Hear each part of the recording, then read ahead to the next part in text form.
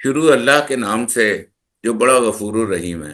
السلام علیکم ناظرین، میں ہوں آپ کا ہوسٹ رضوان شاہ اور آپ دیکھ رہے ہیں پروگرام گہری نظر۔ ناظرین، پاکستان میں کیا سیاسی منظر نامہ ہے اور اس وقت عالمی حالات کس طرف جا رہے ہیں، یہ ایک بڑی ضروری بحث ہے۔ اور ان عالمی حالات کا پاکستان سے کیا تعلق بنتا ہے، اور ان عالمی حالات کی وجہ سے پاکستان کے اندر یہ ہمیں جو سیاسی حالات کا ایک مد و جزر نظر آ رہا ہے، یہ بھی شاید اسی وجہ سے ہے۔ لیکن اس کے درمیان آپس کا کیا ربط ہے، اس ربط کو دیکھنے کے لیے، اس ربط کو معلوم کرنے کے لیے ہمارے ہمیشہ کی طرح اس اہم نشست کے پروگرام میں، اہم پروگرام کی نشست میں ہمارے مہمان ہیں برسل سے جناب فیصل محمد صاحب، عالمی تجزیہ نگار ہیں۔ آپ ان کے اسٹیٹمنٹس، ان کے تبصرے، ان کے تجزیے عالمی سطح پر دیکھتے رہتے ہیں۔ السلام علیکم فیصل صاحب۔ وعلیکم السلام جناب، اور آپ کے ناظرین کی خدمت میں بھی سلام عرض ہے۔ وعلیکم السلام فیصل صاحب، اس وقت مجموعی طور پر اگر ہم دیکھیں تو پاکستان کے اندر ہمیں سیاسی حالات کسی ایک سمت اس طرح نظر نہیں آ رہے۔ ایک بے چینی ضرور ہے، وہ حکومتی سطح پر بے شک حکومت کہتی رہے، لیکن ایک معاشی بے چینی نظر آتی ہے، ایک سیاسی بے چینی نظر آتی ہے۔ اور ان ساروں کا بین الاقوامی سیاست سے کیا تعلق ہے؟ بسم اللہ الرحمن الرحیم۔ دیکھیے، اگر آپ دیکھیں نا، جنرل اگر آپ تجزیہ کریں گے تو آپ کو نظر آئے گا پورا ریاست کا جو ڈھانچہ ہے نا، اس وقت وہ تباہی کی طرف جا رہا ہے۔ اور آپ کو پتا ہوگا کہ آپ کے ساتھ ہی مختلف پروگراموں کے اندر میں جب سے آپ کے ساتھ یہ کر رہا ہوں نشست، خصوصی نشست، اس میں اگر آپ کے جو ناظرین ہیں اگر انہیں یاد ہوگا اور اگر دیکھتے ہیں غور سے تو ان کو پتا ہوگا کہ میں ہر نشست کے اندر یہ بات کہتا رہا ہوں کہ جو حکومت پکچر پینٹ کر رہی ہے کہ ملک ترقی کی طرف جا رہا ہے، ملک آگے بڑھ رہا ہے، کبھی اڑان پاکستان آ جاتا ہے، کبھی SIFC آ جاتا ہے، عجیب عجیب اب تو مطلب ایسے پروگرام آ گئے ہیں کہ اب تو ہمارے پاس نام بھی نہیں رہے لینے کے لیے۔ تو جتنے مطلب ٹیلی ویژن پہ ڈراموں کے نام لینے میں مشکل ہو رہی ہے، اس طرح حکومت کو اپنے پروگرام پروڈیوس کرنے کے لیے جو ہے نام لینے میں مشکل ہو رہی ہے۔ لیکن در حقیقت صورتحال یہ ہے کہ معاملات بالکل خرابی کی طرف جا رہے ہیں۔ عدالتوں کا نظام آپ کو پتا ہے کہ طاقتور حلقوں کی مداخلت کی وجہ سے وہ تباہ ہو چکے ہیں۔ آپ نے دیکھا ابھی ہائی کورٹ کے حوالے سے ججوں نے وہاں پر عدالت کے اندر اپیل کی ہے، اور انہوں نے جب ایک منصف جو ہے، اگر منصف جو ہے جا کے اپنے ہی منصفوں سے اگر انصاف مانگے تو وہ عام آدمی کو انصاف کیسے دے گا؟ یہ تو یہ بالکل مطلب یہ میرا، یہ یہ انصاف کے اداروں کے اوپر ایک سوالیہ نشان ہے۔ جی ہاں، تو یہ سوال یہ پیدا ہوتا ہے کہ اگر آپ کہیں بھی دیکھیں، مطلب کچھ یہ بات نہیں کہ میں غلط کہہ دیتا ہوں یا الزام لگا دیتا ہوں یا آپ الزام لگا دیتے ہیں۔ چیزیں جو ہیں، اگر آپ کوئی بات کہتے ہیں، میں اگر کوئی بات کہتا ہوں تو آپ اس کو جانچ لیں اپنے سے۔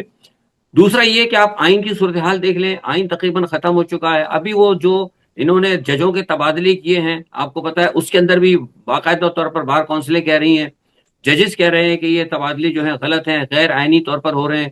یہ جو آئینی عدالت بنائی گئی ہے وہ غیر آئینی طور پر بنائی گئی ہے۔ پارلیمنٹ کا آپ حال دیکھ لیں، پارلیمنٹ کمپلیٹ ہی نہیں ہے، اس میں ابھی تک تمام صوبوں کی نمائندگی نہیں ہے، سینٹ کے اندر نمائندگی نہیں ہے، لیکن وہاں سے دھڑا دھڑ قانون پاس ہو رہے ہیں، قومی ادارے تباہ ہو چکے ہیں۔ تو ایسی صورتحال کے اندر آپ کیسے کہہ سکتے ہیں کہ پاکستان ترقی کر رہا ہے؟ پاکستان جو ہے ترقی نہیں کر رہا۔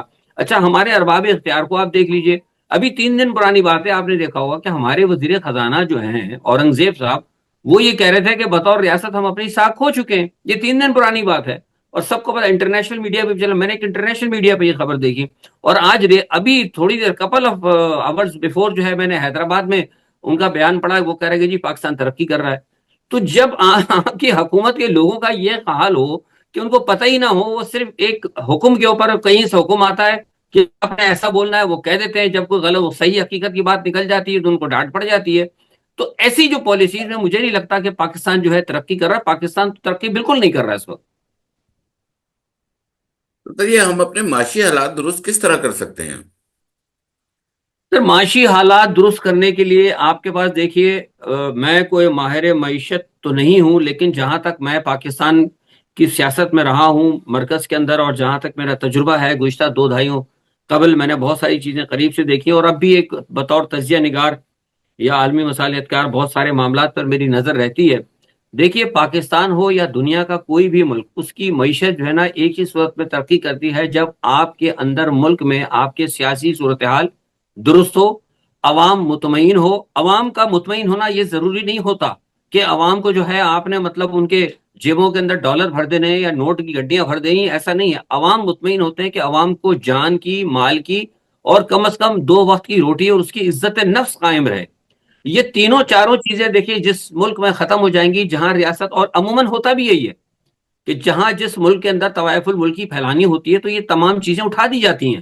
تو اب آپ دیکھ رہے ہیں کہ اس وقت پاکستان کے اندر معاشی صورتحال بالکل خراب ہو چکی ہے. اب معاشی صورتحال کہہ رہے ہیں کیسے درست ہوگی؟ درست تو کرنے کے لیے بہترین طریقہ یہ ہے کہ ہم اس کے اندر کوئی انقلابی اقدامات لے کر آئیں. انقلابی اقدامات ایسے ہوں گے کہ تمام سیاسی جماعتوں کو آپ بٹھائیں، جو کرتا دھرتا ہے ان کو دیکھنا چاہیے کہ پاکستان میں جو 60 سال سے 65 سال سے جو نظام کو چلا رہے ہیں وہ نظام ناکام ہو چکا ہے. اب ایک دفعہ ایک سبجیکٹ لے کے آئے. میں نہیں کہتا کہ فوری طور پر آپ نیا آئین ترتیب دے دیں. اس وقت حقیقت میں یہ ضرورت ہے کہ پاکستان کے اندر ایک نیا آئین بنانے کی ضرورت ہے آپ کو. لیکن آئین تو جناب آپ اسی وقت بنائیں گے نا جب سیاسی جماعتیں آپ کے ساتھ ہوں گی، جب آپ کے اندر لوگوں کے ساتھ ہم آہنگی ہوگی. اس وقت تو ادارے ایک دوسرے کے خلاف دست و پیما ہیں، ایک دوسرے کے خلاف جو ہے وہ مقدمات کر رہے ہیں.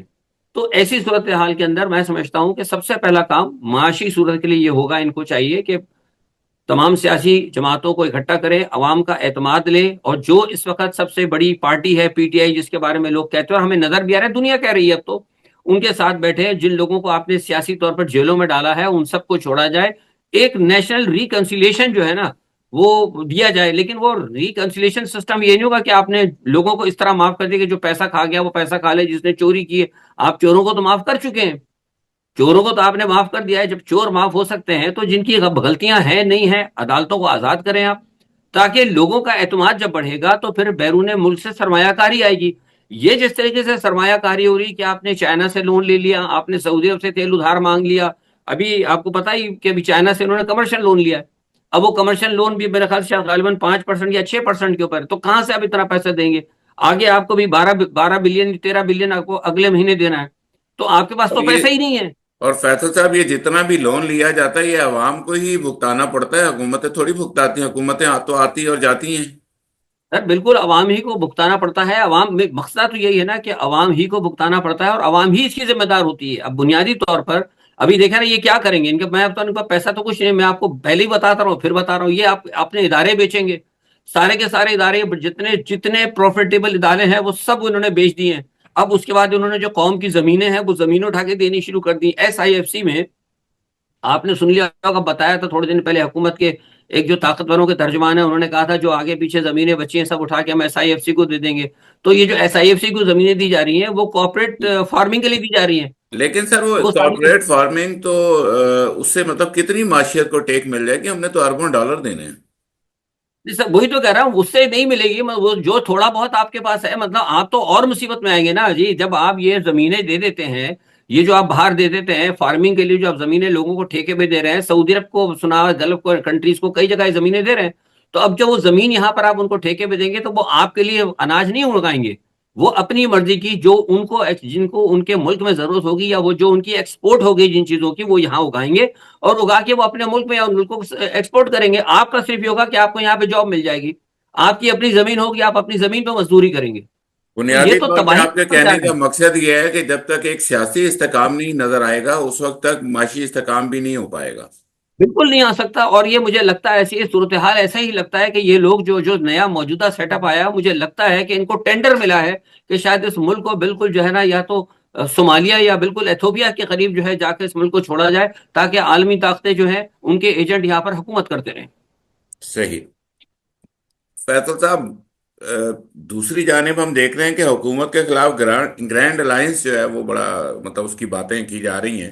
تو یہ بنیادی طور پہ اس گرینڈ الائنس کی حقیقت کیا ہے؟ کیونکہ ہم پھر دیکھ رہے ہیں مولانا فضل الرحمان صاحب ایکٹیو ہو گئے ہیں. پہلے وہ اس وقت سب کے بڑی آنکھوں کا تارا تھے. 1 گھنٹے کے بعد حکومتی ارکان ملتے تھے، پھر اپوزیشن کے ارکان ملتے تھے. جب 26ویں آئینی ترمیم تھی، بعد میں وہ اس ترمیم کا حصہ بنے، انہوں نے سہارا دیا اور ترمیم بھی انہوں نے منظور کروا لی. اور اس کے بعد انہوں نے راگ بھی الاپا کہ جی ہم تو اس میں شامل نہیں تھے، مجبوراً ہو گئی، یہ کیا ایسے ہو گئی. تو یہ ایک ہم کیا دیکھ رہے ہیں، گرینڈ الائنس جو بننے جا رہا ہے، یہ اس کا کیا مستقبل دیکھ رہے ہیں آپ؟ اور کیا عید کے بعد کوئی اس طرح کی کوئی سرگرمی آئے گی کیا؟ دیکھیے مجھے لگتا ہے کہ اگر عمران خان اور عوام اگر صحیح معنوں میں اگر از خود کوئی کوشش کرے، عوام اگر کوشش کرتی ہے تو عوام یہ ہو سکتا ہے کہ کوئی رمضان کے بعد بھی اگر آپ کو کچھ موو بنتی نظر آئے گی. لیکن اگر آپ یہ سمجھ رہے ہیں کہ گرینڈ اپوزیشن الائنس، دیکھیے یہ اپوزیشن کا جو گرینڈ الائنس بن رہا ہے نا، یہ بنیادی طور پر عوام کو دھوکہ دینا ہے، عوام کو گمراہ کرنا ہے. جو بین الاقوامی سطح پر جو عمران خان کے حوالے سے دباؤ آ رہا ہے، اس سے وہ توجہ ہٹا کر لوگوں کو یہاں دوبارہ مطمئن کرنا ہے کہ یہاں پہ بہت بڑی اب کام ہونے والی ہے. اور باہر جو لوگ بیٹھے ہوئے ہیں ان کو دکھایا جا رہا ہے کہ دیکھیے جناب، ساری اپوزیشن تو بیٹھ رہی ہے، ساری اپوزیشن ہم سے بیٹھ کے بات کر رہی ہے. کل جیسے مثال طور پہ یہ چلے گئے پی ٹی آئی کے لوگ جا کر، ایک طرف تو پی ٹی آئی مسلسل یہ کہتی رہی کہ سیٹ اپ غلط ہے، 26 آئینی ترمیم غلط ہے، یہ عدلیہ غلط ہے، اور یہ ساری بات یہ کہتی رہی ہے. میں نے خود دیکھا ہے، میں نے فور ڈائسپورا کے اوپر جو ڈاکومنٹس اس میں دیکھا ہے، انہوں نے کہا کہ عدلیہ غلط ہے، یہ ججز غلط ہے. اس کے بعد یسٹرڈے یہ پھر آگے چلے گئے بیٹھ کے بات کرنے کے لیے. تو ایک طرف تو یہ سارے کام جو ہے خود غلطی کرتے ہیں. بنیادی طور پر وجہ یہ ہے کہ جیسے میں نے کہا کہ پی ٹی آئی کے اندر بھی بہت سارے لوگ ہیں جو کہ ٹروجن ہارس ہیں، جو کہ اسٹیبلشمنٹ نے گھسا دی ہیں. اسی طرح یہ جو گرینڈ لائنز بن رہا ہے، اس کے اندر بھی سارے ٹروجن ہارسز ہیں. دیکھیے میں آپ کو بتا دوں، میں ویسے بات نہیں کر رہا، میں کو تجزیہ، میں نے پاکستان کی میں بارہا کہتا ہوں، مجھے خود تجربہ ہے پاکستان کی سیاست کا، میں نے کام کیا ہے، میں خوب اچھی طرح سمجھتا ہوں ایجنسیز کو. اس وقت جو آپ کے جو اپوزیشن کا جو گرینڈ الائنس بن رہا ہے، اس میں 80%، 85% ہے نا وہ جو اسٹیبلشمنٹ کے پے رول پر ہے. یہ کچھ نہیں کریں گے، یا مجھے بتائیں اس میں آدھے سے زیادہ تو اس کے اندر ساری ٹانگا پارٹیاں ہیں. اگر آپ دیکھ لیں تو کیا ہے، اور اسٹیبلشمنٹ نے سیاست پر پاکستان کی پنجے گاڑ رکھے. جو بھی رہنما اسٹیبلشمنٹ کے لیے کام نہیں کرتا اسے مقبول ہونے ہی نہیں دیتے، چاہے وہ اپنی لیکن جماعت کا لیکن صدر ہو یا فیصل صاحب، مذہبی، جو ان کے لیے کام کرتا ہے. فیصل صاحب اس وقت تو ہمیں نظر آ رہا ہے، کیونکہ محمود خان اچکزئی اس وقت بڑا فرنٹ پہ نظر آ رہے ہیں ہمیں. اس کے علاوہ ہمیں شاہد خاقان عباسی، مفتاح اسماعیل، یہ لوگ فرنٹ پہ نظر آ رہے ہیں. لیکن ایک چیز جو اس میں قابل ذکر ہے کہ مولانا بھی فرنٹ پہ نظر آ رہے ہیں، لیکن اختر مینگل کہیں ہمیں نظر نہیں آ رہے اس گرینڈ الائنس کے. مجھے ایک بات بتائیے، جو فرنٹ پہ لوگ نظر آ رہے ہیں، خاقان عباسی کتنے لوگ نکال سکتے ہیں؟ محمود اچکزئی کتنے لوگ نکال سکتے ہیں پورے پاکستان سے؟ مسئلہ یہ نہیں ہے. میں آپ سے کہہ رہا ہوں کہ یہ صرف ان لوگوں نے میں حقیقت میں یہ اسٹیبلشمنٹ کے پپٹس ہیں سارے کے سارے. اب مجھے بتائیے نا، میں نے آپ بتانا کہ جو آدمی اسٹیبلشمنٹ کے ساتھ نہیں، میں گارنٹی سے کہتا ہوں یہ بات صحیح ہے. میں اسٹوڈنٹ لیڈر جب تھے ہمارے ساتھ شیخ رشید، میں شیخ رشید کو کیوں صحیح کہتا ہوں، وہ بالکل صحیح کہتا ہوں، بالکل ایسا ہی ہے کہ ساری کی ساری جتنی سیاسی پنیریاں نکلتی ہیں وہ اسٹیبلشمنٹ کے گملے سے لگتی ہیں. میں آپ کو بتاتا ہوں نا، معراج محمد خان ہو گئے، فتح علی خان ہو گئے، نوابزادہ نصر اللہ ہو گئے، غلام مصطفیٰ جتوئی ہو گئے، طاہر القادری ہو گئے، یہ ٹاپ ٹاپ ٹاپ ٹیئر کی لیڈرشپ تھی. یہ آج تک کیوں نہیں کامیاب ہوئے؟ اس لیے کہ انہوں نے اسٹیبلشمنٹ کے ساتھ وہ نہیں کیا، انہوں نے ان کا گٹھ جوڑ نہیں کیا. تو جو اسٹیبلشمنٹ کا ایجنٹ نہیں بنتا وہ انکار ہو جاتا ہے، اور جو اسٹیبلشمنٹ کا ایجنٹ بنتا ہے وہ بغیر پارٹی کے سینیٹ میں بیٹھ جاتا ہے. اور آپ دیکھیں نا، آج وہ فیصل واوڈا صاحب جا کے انہوں نے کیا کہتے ہیں کسٹم ایجنٹس کی ہڑتال ختم کرا دی. تو فیصل واوڈا کے پاس کون سی پاور ہے؟ آپ مجھے بتائیے نا. یہ تو کام سیاسی جماعتیں نہیں کرا سکی آج تک، جماعت اسلامی نہیں کرا پا رہی ہے، لوگوں کو اٹھا پائی، وہ ایک دن کے اندر جا کے اس نے اٹھا دیا. تو every thing is clear.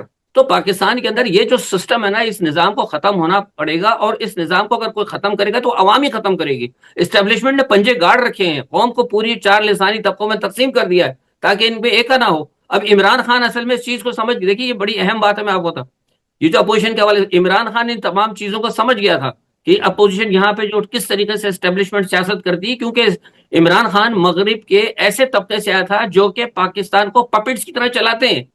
Every بڈی نو کہ پاکستان میں کیا کچھ تھا مغرب کے کہنے پہ. تو اس کو ساری چیزوں کا پتا تھا، لوپ ہولز پتا تھا. اس نے یہاں پر آیا اور آنے کے بعد اس نے اسٹیبلشمنٹ کو کنٹرول کیا. اس نے کہا جی ٹھیک ہے، جیسے آپ کہیں گے ہم چلیں گے. سنا نہیں تھا آپ نے؟ ایک پیج پر ہے فوج بھی، ایک پیج پر ہے عمران بھی، ایک پیج پر بڑی باتیں ہو رہی تھی ایک پیج کی. وہ اصل میں بنیادی طور پر عمران خان ان کو کنٹرول کرنا چاہ رہا تھا، اور کسی حد تک عمران خان کنٹرول کر کے جب یہاں صدارت کا نظام لا کے جب تبدیلی لانا چاہ رہا تھا تو عوام نے اس کا ساتھ چھوڑ دیا. تبدیلی اسٹیبلشمنٹ کے خلاف ٹرمپ لے کے آیا کہ نہیں آیا؟ ساری وائٹ پاور سپرمیسی ساری اس کے ساتھ کھڑی تھی. اور آج آپ دیکھیں کہ ٹرمپ نے جو آخری تھا جنرل براؤن جو تھا، اس کو جو جی سیاہ فام جنرل تھا اس کو بھی اٹھا کے باہر پھینک دیا.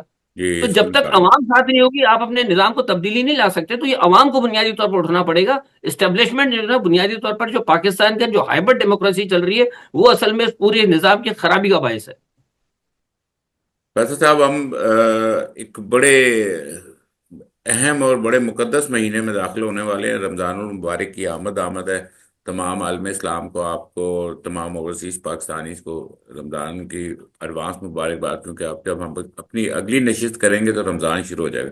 لیکن رمضان کے حوالے سے بھی حکومت کا ہم دیکھ رہے ہیں کہ بڑی مہنگائی ہو رہی ہے اور ابھی تک چیزیں اس طرح کنٹرول میں نہیں ہیں. تو وہ حکومت کی ترجیحات کیا ہیں وہ تو ہمیں نظر ہی آ رہا ہے.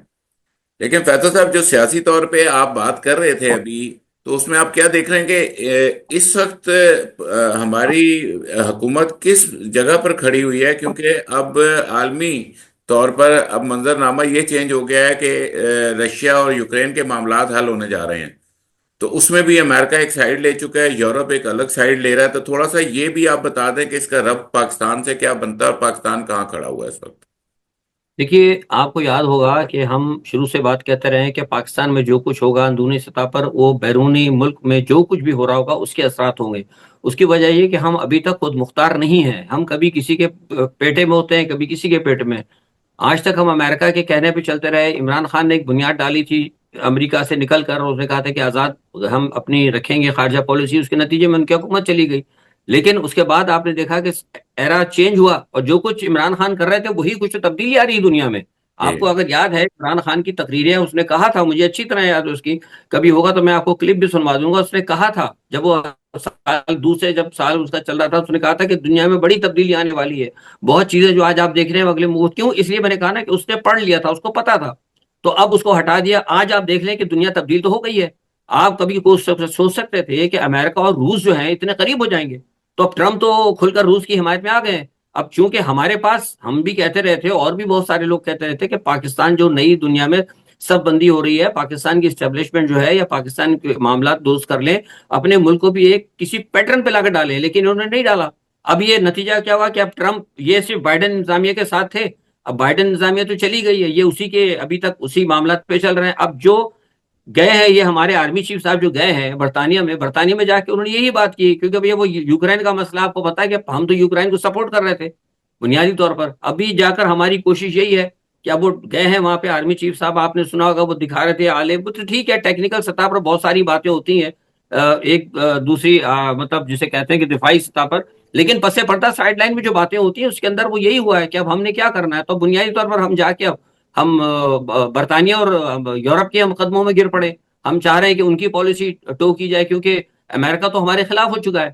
تو پاکستان کے اندر تو مجھے لگ رہا ہے کہ ابھی تک یہ طوائف الملکی جاری رہے گی۔ پاکستان کے اندر جو حالات آئیں گے وہ یہ ہوں گے کہ اب آپ دیکھ رہے ہیں کہ اندرونی طور پر اس کے کیا اثرات ہیں، سارے کے سارے جب آپ جتنے بھی نان اسٹیٹ ایکٹرز ہیں ان کو کھل کر کھیلنے کا موقع مل رہا ہے۔ اگر آپ یہ پالیسی درست کر لیتے، آج عمران خان سے بات کر لیتے، عوام کو اعتماد میں لیتے، تو یہ نہیں ہوتا۔ آپ کو یاد ہے میں آپ سے بار بار آپ ہی کے پروگرام میں کہتا رہا ہوں کہ اگر ان حالات کو درست نہیں کیا تو نان اسٹیٹ ایکٹرز نکلیں گے۔ اسلام آباد میں کیا ہو رہا ہے آپ کے سامنے پتا ہے، بلوچستان کے اندر وہ آپ نے دیکھا، پنجاب کے اندر، بلوچستان کے اندر کیا صورت حال ہے، شناختی کارڈ دے دے کے لوگوں کا قتل کیا جا رہا ہے، سندھ کے اندر حالات خراب ہیں، وکلا آج کھڑے ہو چیخ رہے ہیں۔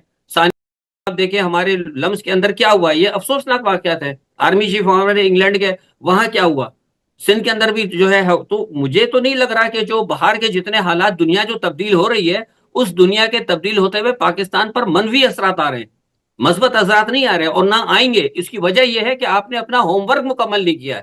آج بھی اگر آپ اپنا ہوم ورک مکمل کر لیں، عوام کو اعتماد میں لے لیں، تو میں سمجھتا ہوں کہ حالات جو ہے درست ہو سکتے ہیں۔ فیصل صاحب، جو اس وقت امریکہ کا موقف ہے، امریکہ کا کہنا ہے کہ $200 بلین ہمارا زیلنسکی نے لیا، $150 بلین یورپ کی طرف سے چلا گیا، تو ابھی آپ اس کا اختتام کیا دیکھ رہے ہیں یوکرین اور رشیا کی جنگ کا؟ دیکھیے، یوکرین اور رشیا کی جنگ تو ہے، رک تو جائے گی، اور میں سمجھتا ہوں کہ میں نے جو اپنے طور پر سمجھ پایا ہوں وہ یہ ہے کہ زیلنسکی کو چاہیے کہ وہ پیوٹن کے فارمولوں کو ایکسپٹ کر لے جنگ بندی کے لیے، اور میں سمجھتا ہوں کہ ان کو چاہیے زیلنسکی کو کہ اگر اس جنگ بندی کے منصوبے میں وہ سعودی عرب کو یا کسی اور تیسری ملک کو ثالث بنانے کے بجائے اگر وہ ٹرمپ کی میڈیشن لے لے تو زیادہ بہتر ہوگا، کیونکہ بہرحال ٹرمپ کی ایک بات تو ہے، امریکہ یہ سپر پاور یہ رہا ہے۔ یہ بات میں نے پڑھی ہے، آپ نے ایک سٹیٹمنٹ دی ہے اس بارے میں۔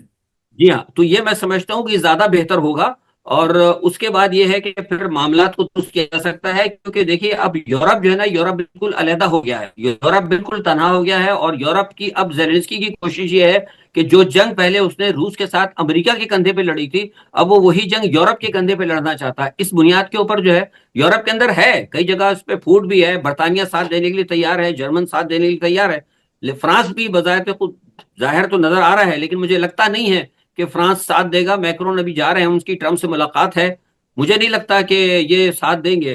تو بہتر تو میں سمجھتا ہوں کہ اس وقت جو میرا مشورہ وہ یہی ہے کہ اگر وہ ٹرمپ کی بات کو مان لے تو زیادہ بہتر ہے، اور اس کے بعد یہ ہے کہ معاملات کو درست کریں، ورنہ تو ادروائز مجھے لگ رہا ہے کہ یہ جنگ جو ہے اگر رکتی بھی ہے اور اگر چلتی بھی رہتی ہے، دونوں صورتحال کے اندر جو نقصان جو ہے یوکرائن کا تھا، یوکرائن تو تقریباً آدھا ختم ہو چکا ہے، اور اگر یہ بات انہوں نے نہیں مانی تو میں آپ کو حقیقت میں بتا رہا ہوں، تو مجھے لگتا ہے کہ شاید ہو سکتا ہے زیلونسکی کو از خود کوئی بہت بڑا نقصان اٹھانا پڑ جائے۔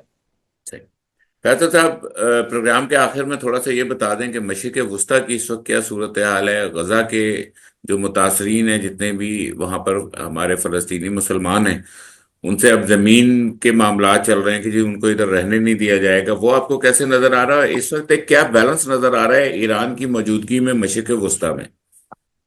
دیکھیے ایران کا مسئلہ، دیکھیے مشرق وسطیٰ کا بتا دوں کہ ٹرمپ نے جو ایک دیا تھا کہ ان کو یہاں سے منتقل کر دیا جائے، میں سمجھتا ہوں کہ وہ تو اتنی آسانی سے کسی کو قبول نہیں ہوگا، مسلمان ملکوں کو بھی قبول نہیں ہوگا، اور نہ ہی میں سمجھتا ہوں کہ غیر مسلم قوتیں بھی اس کو قبول کریں گی۔ اس کی وجہ یہ کہ اگر اس قسم کا اگر بین الاقوامی طاقتیں ایسے فیصلے کرنے لگیں تو آپ تو پھر کسی بھی کنٹری کی سوورنٹی تو نہیں رہے گی نا پھر۔ جی تو اور پھر دوسری سب سے بڑی بات ہے کہ کیا پھر وہ اتنے عرصے سے جو چل رہا ہے مشرق وسطیٰ کا جو اس کا فلسطین کا، کیا وہ اس لیے چل رہا تھا؟ وہ تو پہلے سے اگر چل جاتے کسی اور جگہ تو مسئلہ فلسطین ہی ختم ہو گیا تھا۔ جی تو یا اس لیے میں سمجھتا ہوں کہ وہ تو معاملہ جو ہے اس پہ عمل نہیں ہوگا۔